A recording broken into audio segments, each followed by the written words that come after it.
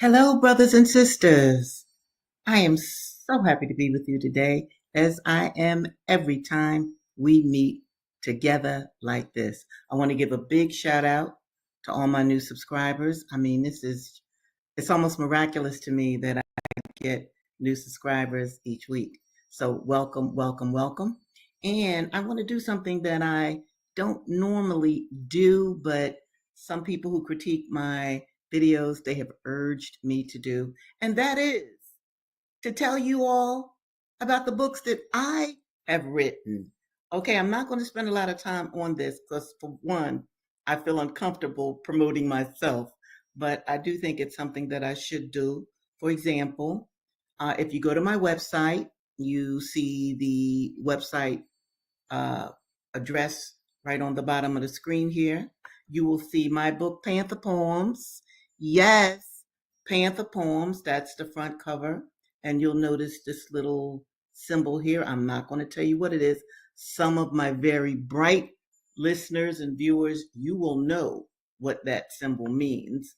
And this is the back cover of it because it's Panther Poems, poetry of a sister panther. And of course, that sister panther is me, Regina Jennings.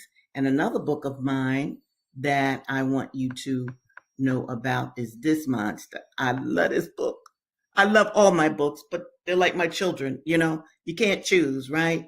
Blacks in Race Defense, Killers and Cutthroats. I'm not playing.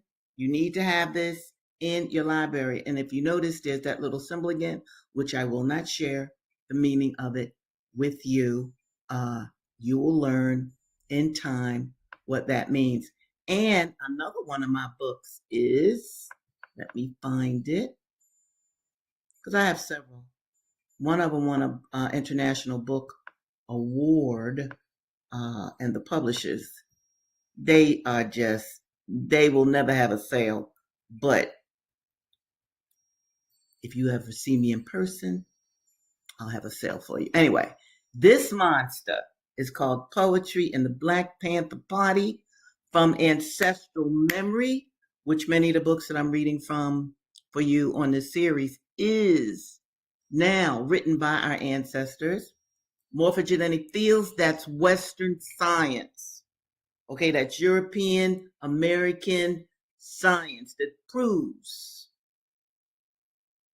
ancestral memory.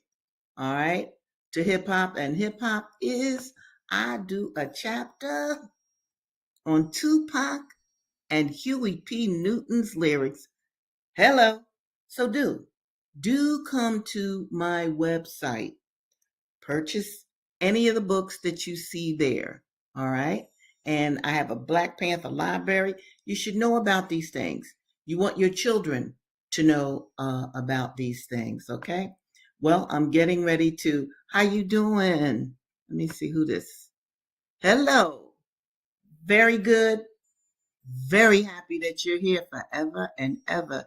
Yes, this is how we rock and roll. We all are forever, forever. Never forget that because that is what's up. Everything that you don't see, it doesn't mean that it is not there. Now, for my new listeners, I'm going to show you the copy, the book copy or cover of the book that I'm going to read from first today. And that is The Half Has Never Been Told, Slavery and the Making of American Capitalism. And let me just tell you again why this book is so very important. It's important because very often Black people feel left out of history. And they feel left out of history because you are left out of history. We all are left out of history. It is so many lies that they tell you in school. And again, that is one of the reasons that I created this series. Now, I'm going to begin with The Half, and it is by Edward Baptiste. Now, we're still talking about the Haitian Revolution. All right. Now, and the title of this episode is The Black Revolution That Changed the World. That's part of the title.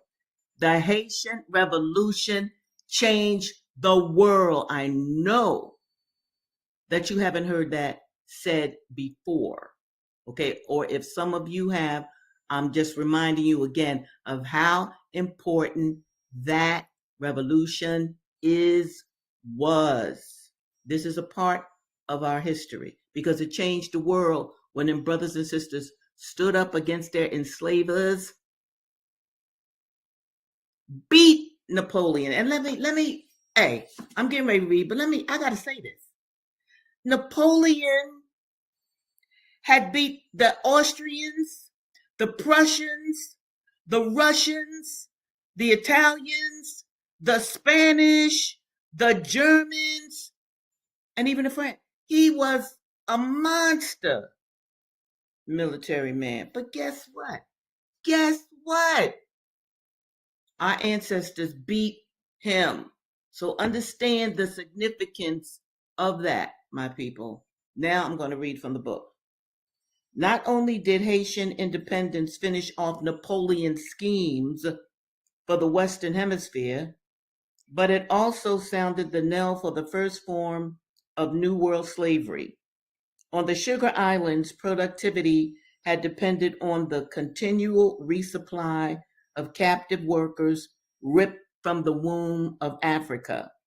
Many Europeans who had not been convinced of the African slave trade's immorality were now convinced that it had brought destruction upon San Domingue by filling it full of angry men and women who had tasted freedom at one point in their lives. See what they would do. I told you last week, they worked those Haitians to death. They weren't even Haitians, they were African people, fresh from the womb of Africa, as the book says. Those African enslaved people were worked so hard that many of them died within 7 years. So the French had to keep on importing and importing and importing more slaves. But these were like the first groups of slaves, or I should say Africans, and they had once lived free. They had lived free. So they knew what freedom was like, so they weren't taking that enslavement barbarity from the French. You see? So anyway, let me get back to the book. Okay. British and slave trade activism frightened into a pause in 1791 by heads severed by the Saint Domingue rebels and Paris guillotines, became conventional London wisdom. In 1807, the British Parliament passed a law ending the international slave trade to its empire. When them Africans stood up, other white enslavers said, no, we can't, okay, we got to stop this international slave trade. In the near future, Britain's government and ruling class, confident that their own abolition of the trade had provided them with what historian Christopher Brown has aptly called, quote, moral capital, end of quote, would use the weight of their growing economic influence to push Spain, France, and Portugal toward abolishing their own Atlantic slave trades. Meanwhile, the United States Congress had already been pushing forward its own bill to ban the international slave trade in the United States, starting in 1808, the first year that the Constitution permitted it. But this slave trade ban, urged by Thomas Jefferson in his 1806 annual address to Congress, was a political possibility, in part because the Middle Passage was no longer seen as an economic necessity. Feet marching west, south, and southwest, remember Charles Ball, enabled slaveholders in the new western districts of South Carolina, Georgia, and elsewhere to buy from an endless coffle of people like Charles Ball. Thus, the bill's passage did not mean that the Southern representatives who voted for it believed slavery was wrong. Nah. No, they didn't. As one of them insisted proudly, quote, a large majority of people in the southern states do not consider slavery a crime. Now, let me explain more fully why the United States would even consider ending the slave trade. Now, the United States, now I'm just talking about the United States. By the 1800s, there were so many first and second and third generation Africans in the Americas that had grown up under slavery, you dig, that Thomas Jefferson and the other slaveholders knew they did not have to rely on the international slave trade. That is, the Middle Passage slave trade from Africa, on into the States. Nah, they didn't have to rely on that because they had enough of us in bondage that they could buy and sell us all over the United States. Make no mistake about that, people. Okay, now I'm about to read from Blake. Let me see if I have that. Let me see. Hello. Hi, Richard. How are you? I'm so glad that you are here. Absolutely. Now, let me see where Blake is. So, especially so that my new folk can see this. Here it is. Now, this is Blake or the Huts of America by Martin Delaney. This is 1860. All right. So he wrote this. This is a novel, but this is a novel about a black revolutionary enslaved man who goes across the United States, like Harriet Tubman did, and she went on two plantations. So does Blake. He's also called Henry, and he's spreading the word of revolution. He's telling the enslaved people to revolt against their enslavers. So here we are. All right. Now he's in Arkansas now, and he is with I think her name is Aunt Judy and Uncle Jerry. Now I've told you all before, I do have some problems reading this dialect, so hang in there with me though. All right, this is Henry talking now. You are closely watched in this state, I should think, Uncle. Yes, child. The patrollers, they all the time out and going in the quarters and hunting up black folks with their nigger dogs, as they call them. Now, nigger dogs. You all should know about the nigger dogs. I've talked about them before, all right?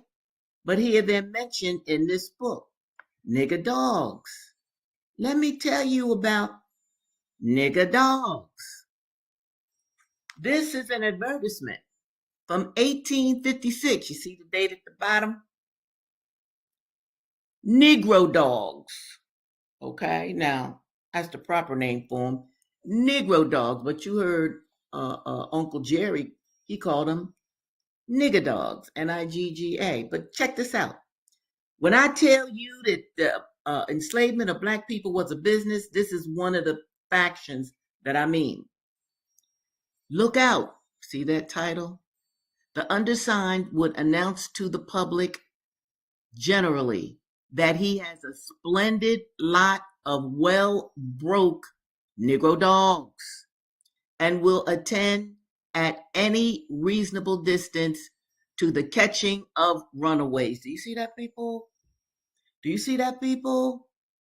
Negro dogs. Now, before I drop this poster or advertisement, let me just tell you how Negro dogs were trained.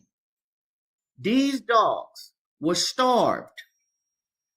Then they were given a mannequin of a black person.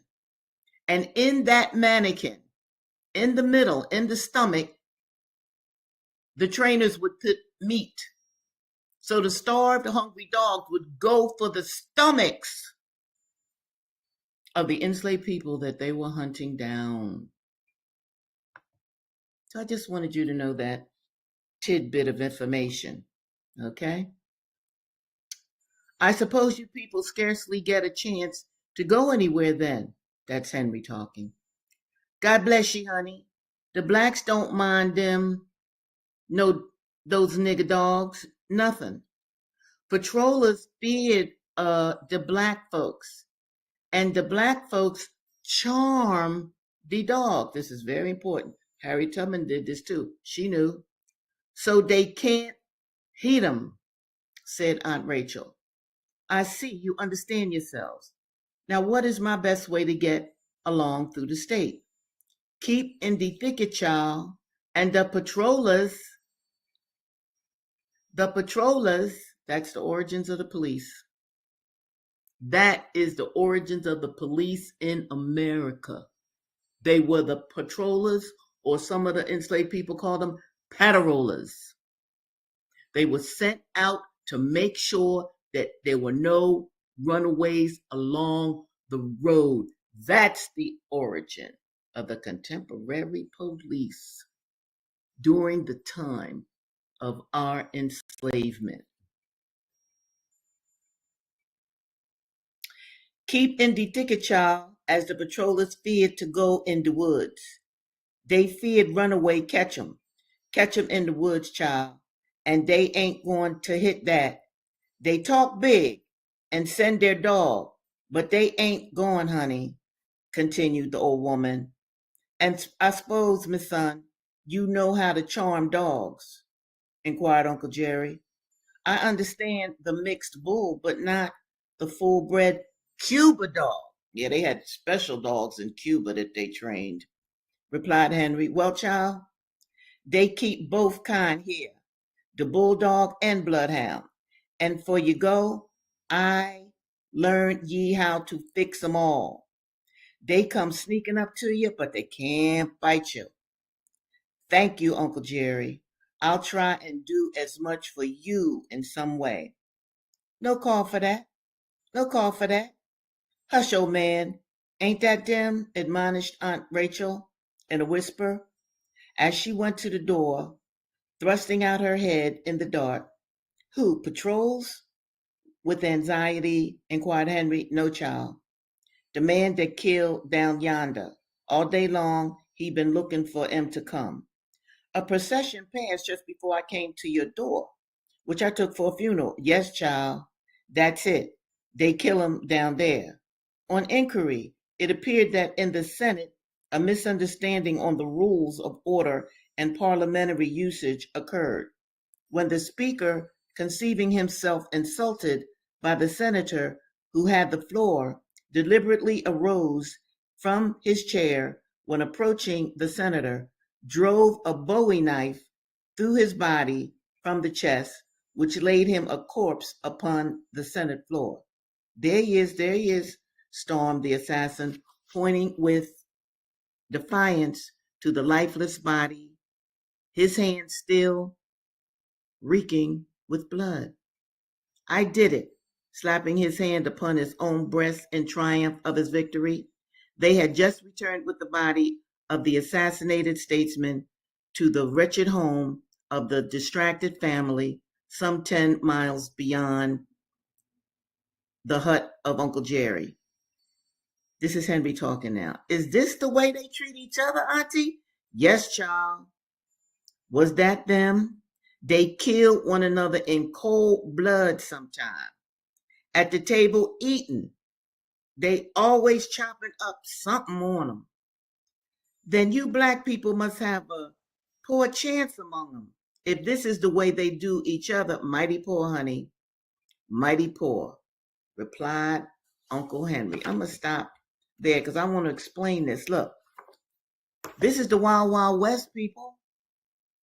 People in Congress and people in the Senate would kill each other. They would do duels. These are the white folks.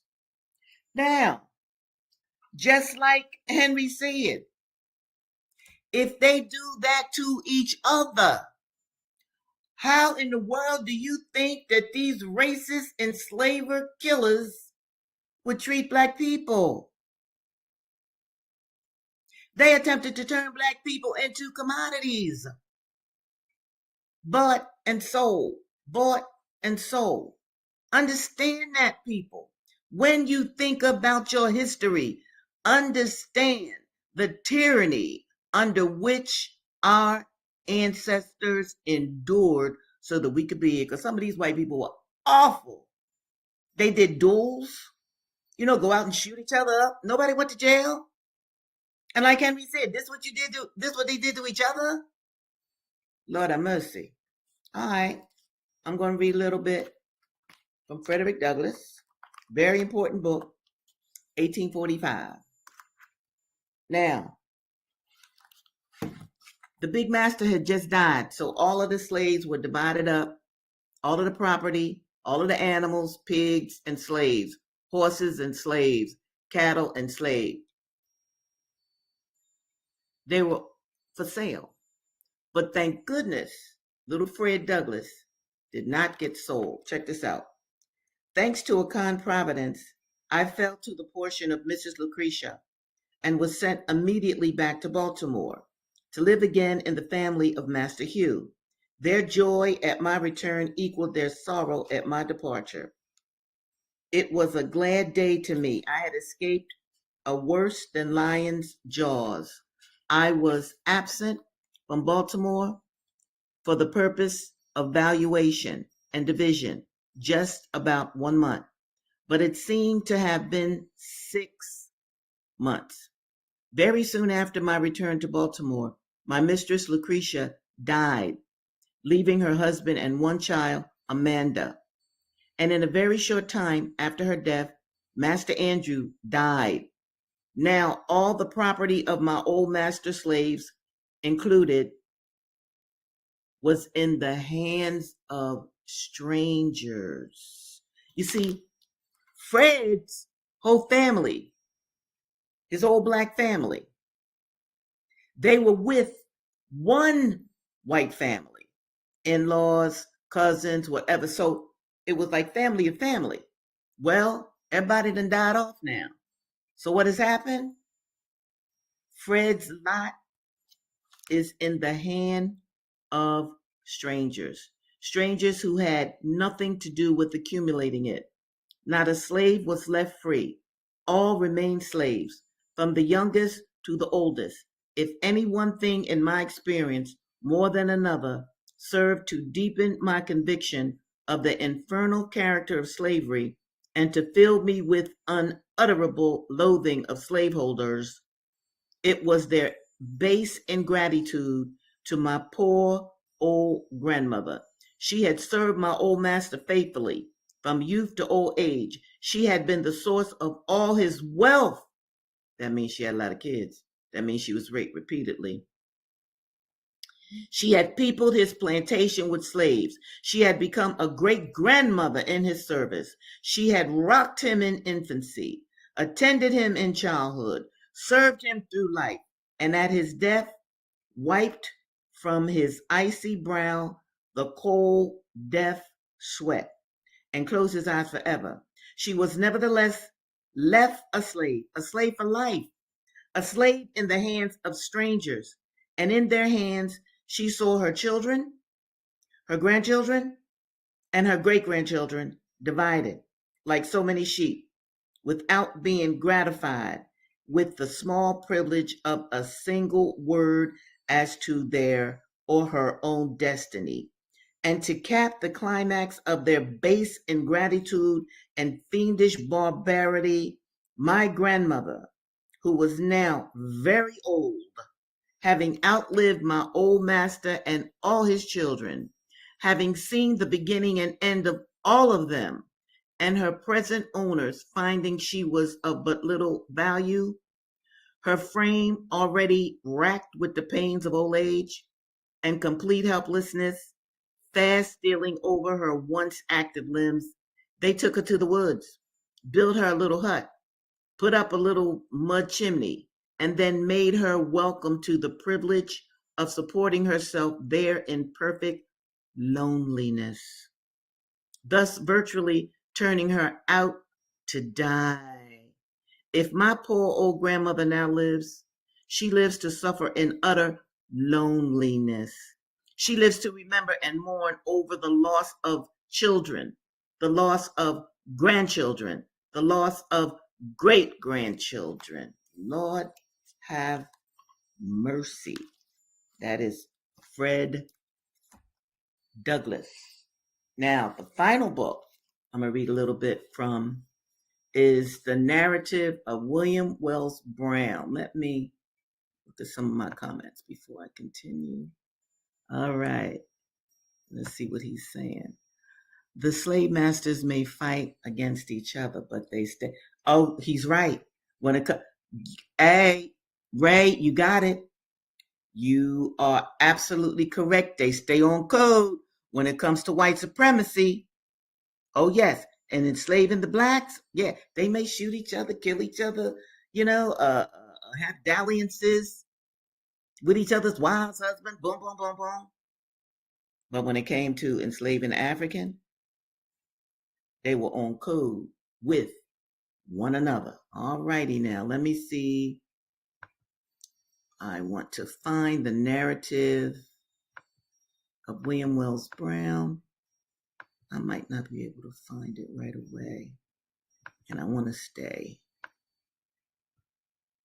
within my appointed time period. But I do want to show, especially for my new subscriber, the narrative of William Wells Brown. And this was written in 1853. And this is important because William Wells Brown, like Fred Douglass, was an enslaved child that grew to be a man.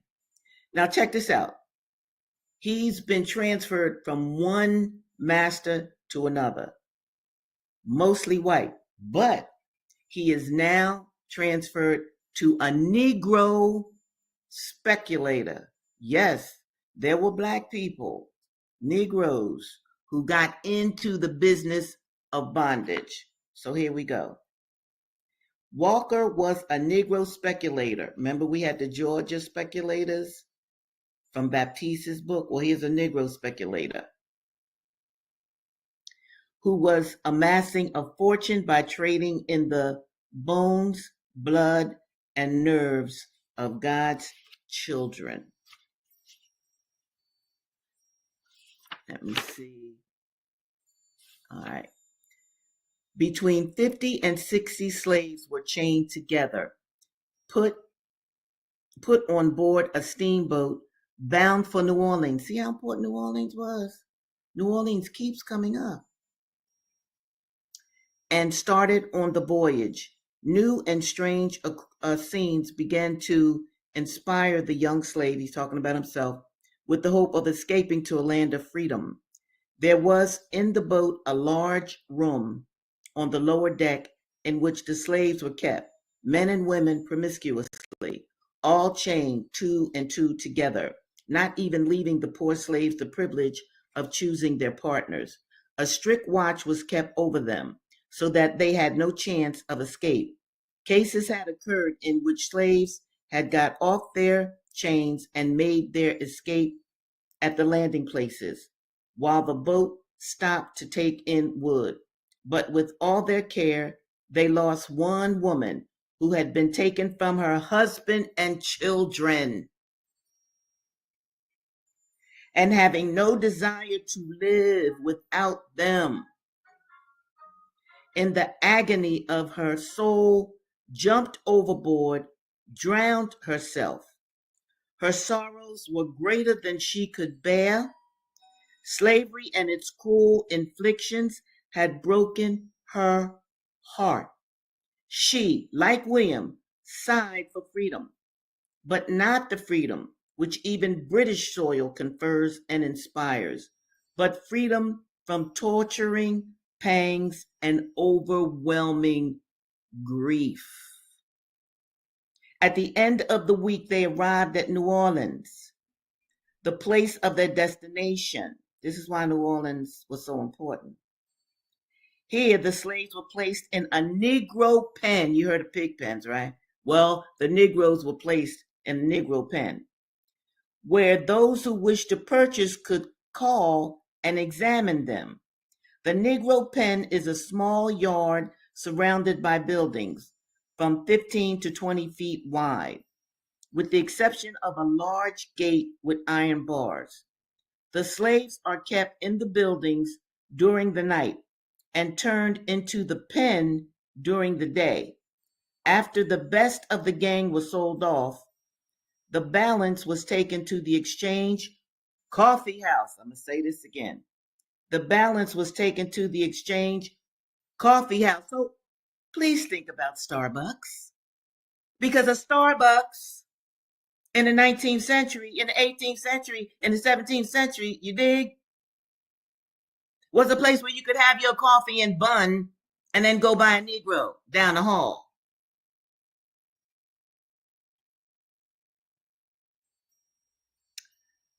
After the best of the gang was sold off, that was probably by the very rich, the balance was taken to the exchange coffee house, auction rooms, and sold at public auction. After the sale of the last slave, William and Mr. Walker left New Orleans for St. Louis. Now, let me wrap this up. Real good for you. Every time I mention land, think of Native Americans that have been genocided.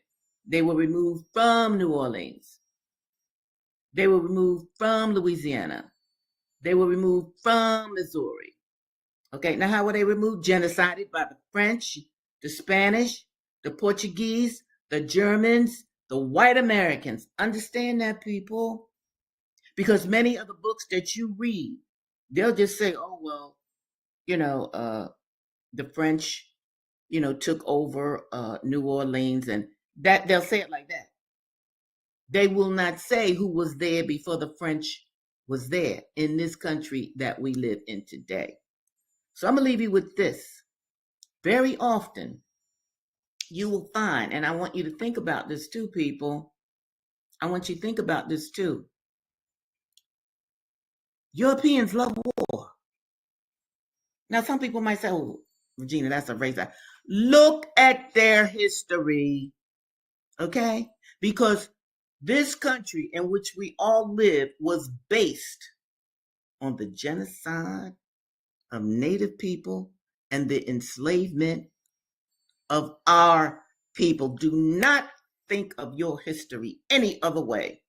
And I do get excited when I try to make these points because I want to inundate your brain with what I am saying. And everything else that I say, all that I say, I told you, play this tape for your children, play this tape for yourselves, learn, learn, learn. Have your own library in your homes, teach yourself and teach our people because we need it.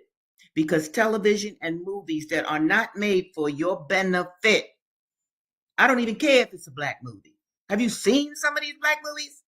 Tell me how you feel after you see them. And the television shows. I really can't speak on the TV shows. I'm speaking from the back because I don't look at TV. I know when poison kills. Now, I will calm myself down because I love you so much and I'm so happy that you are here. Share this video. Go to my website. Oh, I didn't put up some of my other banners. Let me put up another banner that I want you to see. Know that you are wonderful. Know that you weren't sent to earth just to sit around and be bored and, have a little trauma and, oh, I can't live. And don't get into American culture. Try to preserve your sanity in whatever ways that you can preserve your sanity. And in closing, I hope to see you all again this coming Thursday. I'll be back, same time, same place, readings with Regina. And as always, know that you are prayed for by me every night and every day. Peace, my brothers and sisters.